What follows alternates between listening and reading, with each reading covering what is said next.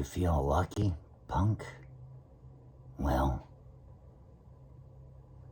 do ya?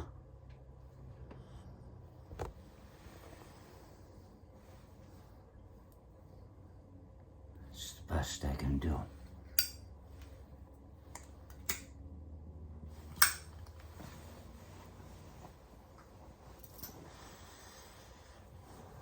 I've been enjoying a little bit of time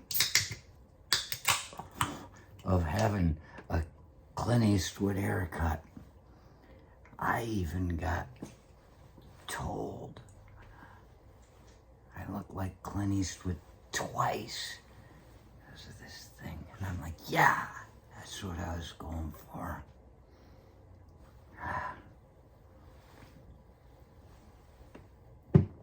I once dreamed Stephen King's Gunslinger, the first book of the Dark Tower series, is just really my favorite of the whole thing.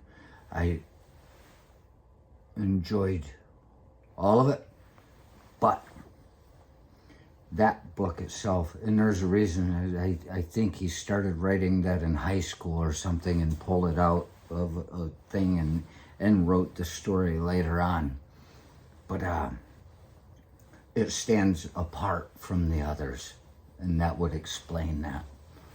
It was an origin story in its own right that needed an origin story of its own to get you to where this guy was.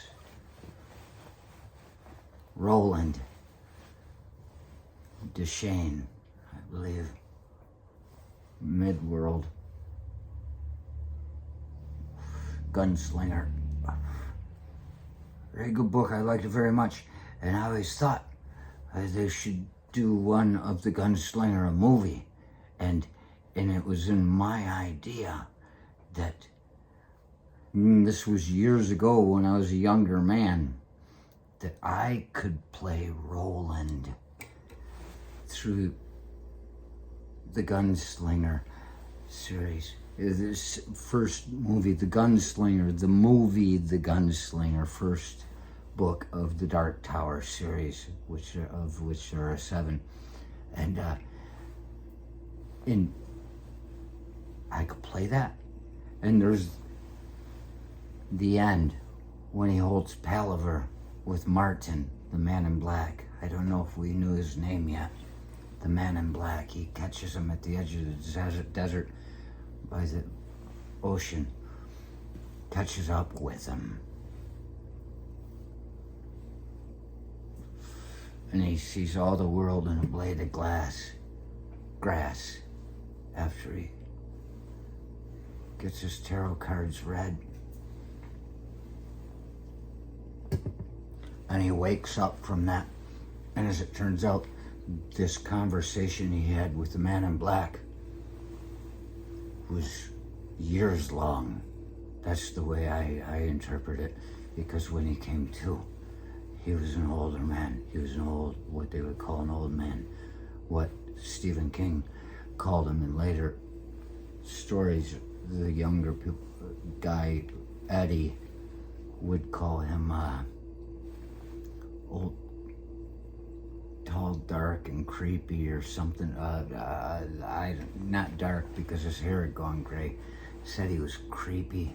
He had a play on words because Eddie was a funny guy.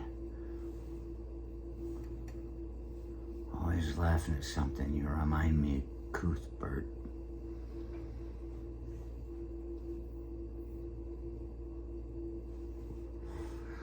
And so when he comes out of that slumber, out of that palaver, and he sees the man in black as just nothing but a sitting pile of bones in his cloak still, he's long gone. Gave up everything for that. But he comes back later somehow. He shared everything he had with Roland. And after all the years of their sharing, in delirium, you could say, based on facts and supported by them,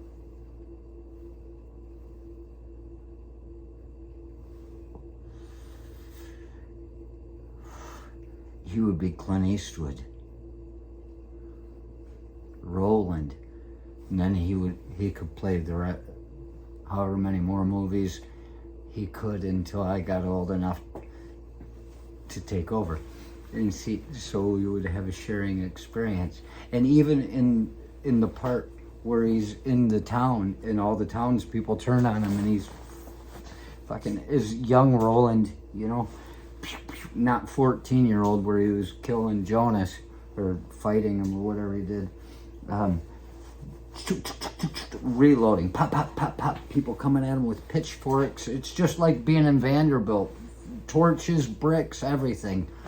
And during that huge fight scene, which is awesome in the book,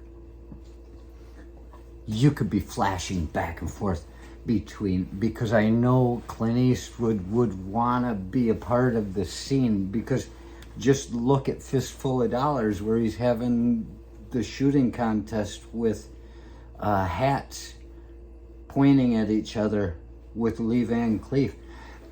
I'm sure they sped the picture up to do this, but when he pop, pop, pop, pop, pop was shooting Lee Van Cleef's hat, shot it off his, and he got done, ran out of rounds, and he pulled out, and he went. It was so fast in that scene, I'm sure they must have sped it up, because, and it's a genius move. It shows you how super powerful Joe Manco is. He's just a step above everybody that wants to stand against him. And so, yeah, he would love to be in that fight scene, killing all the village people, and you could flash back and forth. You could have it going woo, woo, woo. With technology we have today, you could show it, my rendition of Roland growing into my later version, who's played by Clint Eastwood.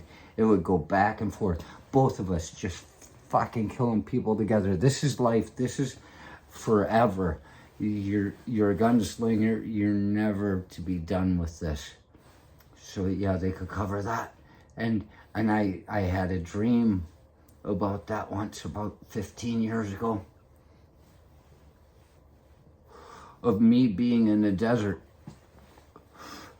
And I was the gunslinger, and I was loading bullets, and they were huge. They were like that big. The pistol didn't seem right. The weapon, it was, I guess it's highly symbolic. That's what represented us as a person, is this thing. So I had to make it big so we'd notice. I don't know. But it wasn't just me being the gunslinger. I was able to see myself from outside a couple times, and it was Clint Eastwood, and he's loading this stuff. And so I've got this connection. Look at that. I got to play Clint Eastwood for a while.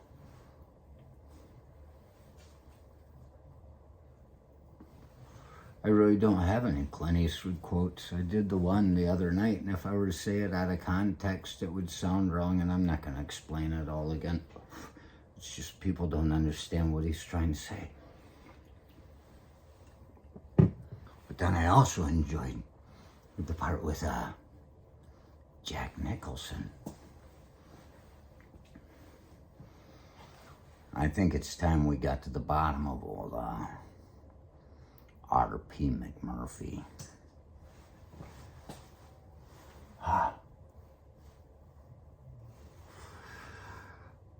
What is it, Mr. McMurphy, you don't like about Nurse Ratched?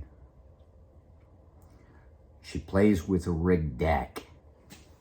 That's my best Jack Nicholson impression. It might not sound like it, but it's my second best. My best is being in a tree and jumping out of it, or on a house and doing a parachute landing, fall and getting up and walking off. And he did that in One Flew Over the Cuckoo's Nest. I'm convinced they must have had an airborne paratrooper, a former something, like a consultant on the set, because he played in the book, he was an ex-Marine, Korea. They didn't say which war he'd been in. They didn't even mention that he was ex-military in the movie. But when he climbed over the fence and into the tree and dropped down on the other side of the fence, he did a parachute landing fall. Perfect. And I said, somebody taught him how to do that.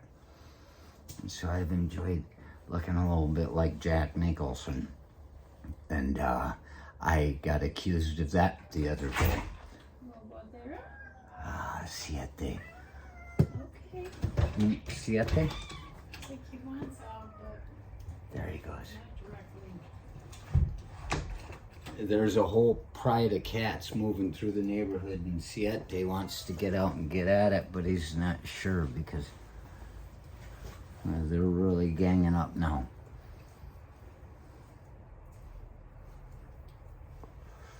A couple days ago, somebody said Jack Nicholson, The Shining, and I was like, nice, don't do that, I'm afraid of that movie. And I'm like, so there. It's not just me saying this stuff, it's me seeing it a little bit and enjoying it as my hair starts to do whatever it's gonna do. And then I also, when I look at my shadow on the wall, it looks like Jack Human in Wolverine. So my hair has done quite a lot. It's been a lot of fun. It's growing, it's doing whatever it's gonna do. It's the last free part of me, you know.